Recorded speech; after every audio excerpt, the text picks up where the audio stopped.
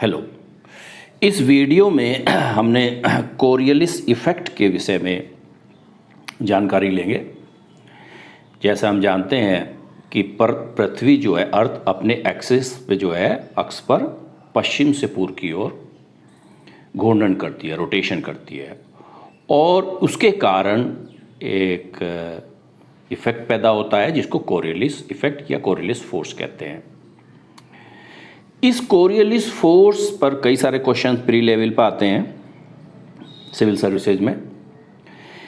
Coriolis effect के कारण जो उत्तरी गोलार्ध है उसमें ओशियन करंट्स यानी कि महासागरों में चलने वाली धाराएं या पवनें, विंड्स, उत्तरी गोलार्ध में अपने दाईं ओर, राइट को टर्न करती हैं,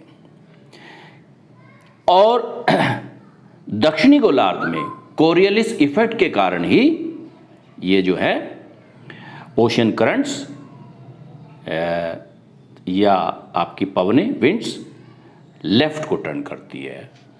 the Coriolis effect act to deflect कर देता है। ये डिफ्लेक्ट माने विस्थापन कर देना, अपने मार्ग से विचलन पैदा कर देना, ऑफ विंड्स, पवनों को, या ओशियंस को, यानी कि पवन और ओशन की जो करंट्स हैं उसको अपने मार्ग से विचलन करेगा। To the right in the NH का मतलब northern hemisphere, and to the left in SH यानी सदर्न हेमिस्फीयर।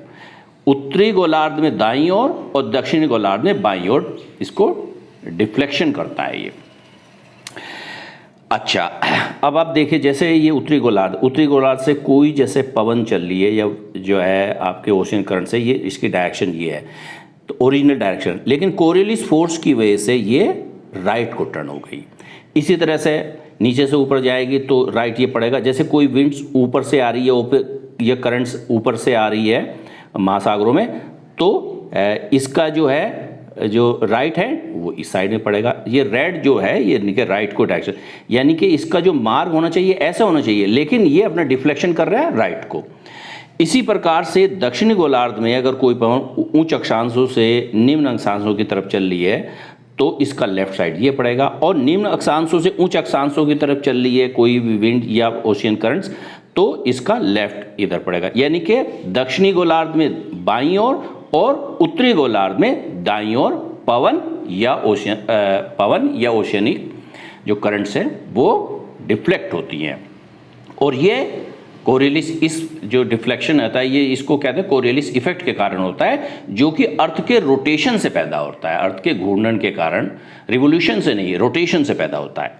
अच्छा, एक क्वेश्चन और आता है कि इक्वेटर पे कोरियलिस इफेक्ट क्या है? 0%, 0 है। और अगर हम 30 डिग्री उत्तरी अक्षांश पर चल जाएं या 30 डिग्री दक्षिण अक्षांश पर, तो कोरियलिस जो इफेक्ट है वो 50% रिड्यूस हो जाता है, और 60 डिग्री नॉर्थ पे ये 86.7% होता है, और ध्रुवों पे सबसे अधिक होता है। ये क्वेश्चन आता है सबसे कम कहाँ होता है? 0 होता है, यहाँ कोई डिफ्लेक्शन नहीं होता है, 0 यानी कि इक्वेटर पर, और सबसे अधिक ध्रुवों पे होता है जो कि 100% होता है। आशा करते हैं कि ये कोरियलिस इफेक्ट के बारे में शॉर्ट वीडियो आपको समझ में आया होगा। ओके।